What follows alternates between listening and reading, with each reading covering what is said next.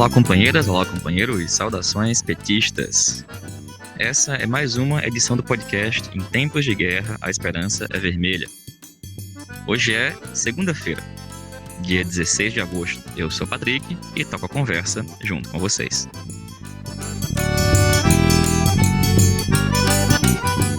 No episódio de hoje, a gente escuta o companheiro Ismael César, da direção da CUT, que nos fala da greve nacional do dia 18 de agosto. Rayane Andrade, professora de Direito da UERJ em Goiás, comenta a situação de evasão na educação superior. E ouvimos ainda o companheiro Rodrigo Poleto, secretário da JPT do Rio Grande do Sul, que nos fala da plenária de lançamento do 4º Congresso Nacional da Juventude do Partido.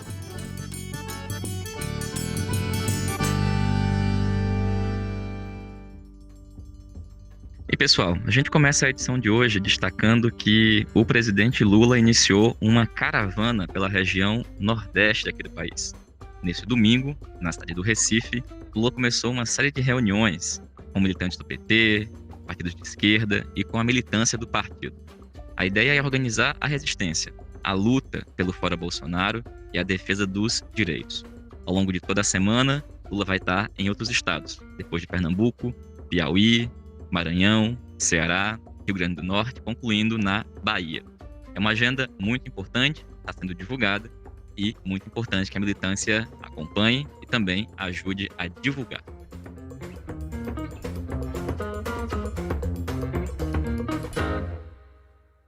E pessoal, o próximo dia 18 de agosto vai ser marcado por mobilizações. Vai ser um dia nacional de paralisação, de greve, puxada pelo setor público. E um esquenta para a próxima grande mobilização pelo fora Bolsonaro. Na pauta vão estar presentes a luta contra as privatizações dos Correios, da Eletrobras, bem como a luta contra a medida provisória que retira novos direitos trabalhistas, entre tantas outras pautas, inclusive o fora Bolsonaro. Sobre esse assunto, a gente escuta agora o companheiro Ismael César, da direção nacional da CUT, a Central Única dos Trabalhadores e das Trabalhadoras.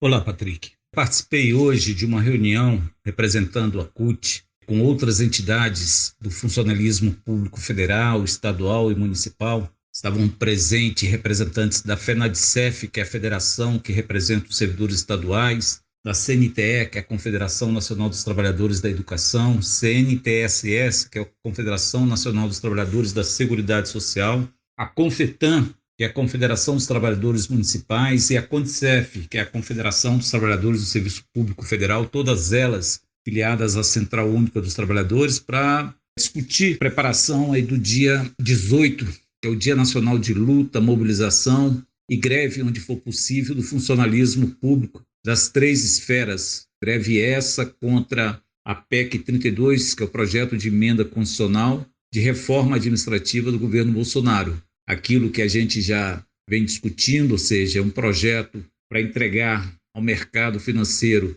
parcelas importantes do setor público, privatização praticamente total, terceirização, e quem paga, assim, ao fim e ao cabo, com essa reforma administrativa, é a sociedade, em particular a sociedade menos favorecida. A mãe que precisa de uma creche, o aposentado que vai precisar do INSS, as escolas públicas que poderão ser terceirizadas, ou seja, museus, o meio ambiente. Então, ou seja, perde a sociedade brasileira com essa reforma administrativa e perde também os servidores, que não terão direitos, não terão uma série de conquistas históricas que serão retirados. Acaba com a estabilidade dos servidores, retoma a lógica do apadrinhamento do Estado, os políticos poderão indicar pessoas a seu bel prazer e fazer essas indicações para o serviço público. Então, assim, essa é uma luta de todos, não só dos servidores, ou uma luta de todos os trabalhadores. Então, o dia 18 foi um dia que foi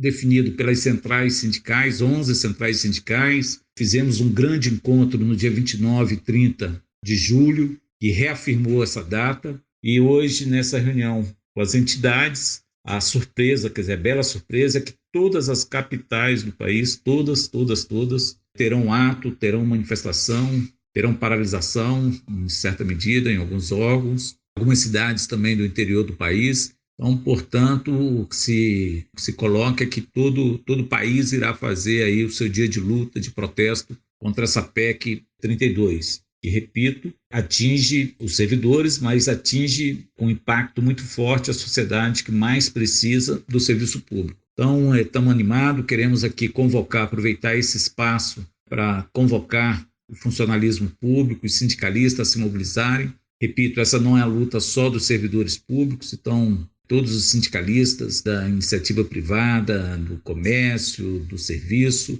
devem, nesse dia, ajudar a fazer a paralisação desse Dia Nacional de Luta. E definimos aqui também que no dia 20 faremos uma avaliação do que foi esse dia 18. Então, essas entidades que eu citei aqui no início dessa minha fala farão uma nova reunião, na próxima sexta-feira para fazer um balanço, do que foi o dia 18 e apontar novos rumos, porque, na verdade, esse dia 18 é uma etapa. A previsibilidade de votação no Congresso Nacional é para final de agosto, início de setembro, então nós vamos ter que ter novas formas de luta, de mobilização até lá. Então, essa reunião já marcada para o dia 20 é para discutir os próximos passos e o que deveremos fazer para impedir, que esse desastre com o serviço público ocorra. Aquilo é o governo Bolsonaro prestando conta ao mercado, prestando conta ao grande empresariado do golpe ocorrido nesse país. Então, essa é uma luta de todo mundo.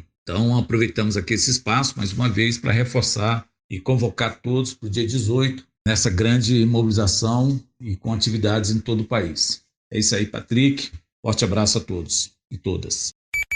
Valeu, Ismael. Obrigado, companheiro. E, gente, uma coisa que a pandemia evidenciou e provocou ainda mais foi evasão na educação superior brasileira. Uma pesquisa divulgada pela Unesco e também aqui no Brasil em parceria com outros órgãos demonstra que é quase 30% o número de alguns estudantes que estão largando seus cursos.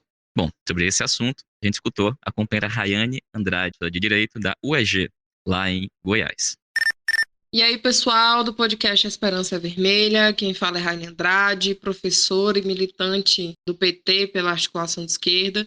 E eu estou aqui para comentar um pouco os dados que a pesquisa da Unesco, junto com o Conjuve, revelou sobre algo que nós, professores, estamos percebendo de maneira constante, que é a evasão universitária. Para a gente que está atuando dentro, da academia, fica muito fácil de perceber que desde o fechamento das câmeras nas aulas de ensino remoto até a baixa presença nos espaços, de palestras virtuais, demonstra um dos impactos que a pandemia está provocando. A pesquisa vai revelar que dos 34 mil jovens que participaram, 21% abandonou o curso por uma necessidade óbvia, que é a necessidade de se manter, a necessidade de ganhar dinheiro. Outros 14% não conseguiram se adaptar ao regime remoto, o que é explícito. Nós, professores, não fomos treinados para dar aula online. EAD é totalmente diferente de ensino remoto. E a gente foi forçado a se colocar nessa situação, de uma maneira, obviamente, emergencial, por conta da urgência da pandemia, mas que, obviamente, provoca esse tipo de inadaptação, tanto do lado dos professores quanto dos estudantes. Outros 10% alegaram problema na aprendizagem, não viam mais sentido em permanecer ali. E mais 10% falavam que abandonaram e trancaram os cursos porque tinham a necessidade de cuidar da família. E aqui eu quero destacar as experiências que eu tive enquanto professora. Em uma semana, um estudante falou que não tinha condição mais de acompanhar a aula porque enterrou seus primos. E na semana seguinte, enterrou os pais, seus tios. Então, é lidar ao mesmo tempo com a realidade imperativa que o risco sanitário nos impõe. Por outro lado, você vê estudantes desistindo porque não tem condição de acessar os materiais disponibilizados, não tem acesso à internet. E tudo isso vai virando uma grande bola de neve. É lamentável que essa tragédia esteja se abatendo sobre nós. Os profissionais da educação também estão absolutamente esgotados. O assédio, também aumenta muito com esse regime de trabalho online. Então, nós não temos mais hora para parar de atender. E isso tudo se complica quando você tem um ministro da Educação que fala que a universidade é para poucos. Então, o processo de seleção não natural, mas artificial, que esse regime que nos colocou, não só a pandemia, mas a gestão da educação dentro da pandemia, realmente é muito preocupante. E a gente vai ter que gastar muito trabalho, muita luta social, professores, estudantes, trabalhadores da educação em geral, para recuperar esses sujeitos, né, que se evadiram. E é muito importante que a gente esteja atento a isso, especialmente em um mês onde se celebra o Dia do Estudante, o Dia da Estudante. E é isso. Sigamos em luta. Um abraço. Valeu, Rai. Obrigado, companheira. E, gente, por falar na situação da juventude, esse fim de semana aconteceu o lançamento do 4º Congresso Nacional da Juventude do PT, que, na verdade, tem sido chamado de 5º Congresso Nacional. A atividade foi para que a militância do partido apresentasse as teses inscritas. Foram 13 teses. Sobre esse assunto e a tese apresentada pela tendência petista Articulação de Esquerda, a gente escuta agora do companheiro Rodrigo Poleto, que é secretário estadual da JPT no estado do Rio Grande do Sul. Olá, Patrick. Olá, companheiros e companheiras que acompanham o nosso podcast Em Tempos de Guerra, Esperança Vermelha. Eu sou Rodrigo Poleto, sou secretário estadual da Juventude do PT, aqui do Rio Grande do Sul. E hoje venho aí a convite do nosso companheiro para falar um pouco sobre o lançamento do Congresso da Juventude do PT que aconteceu no último sábado. Então, nesse último sábado, como eu estava dizendo, teve uma live de lançamento aí chamada pela Direção Nacional da Juventude do PT para lançar esse nosso congresso. E essa direção, a mesma direção que convocou essa live de lançamento, ainda está o denominando como 5º Congresso da Juventude do PT, quando na verdade é o 4º Congresso. E é importante frisar esse elemento porque a Juventude do PT passa por mais de 6 anos aí de um período sem congresso de verdade, que mobiliza a militância e debata a política e a concepção da Juventude do PT propriamente, né?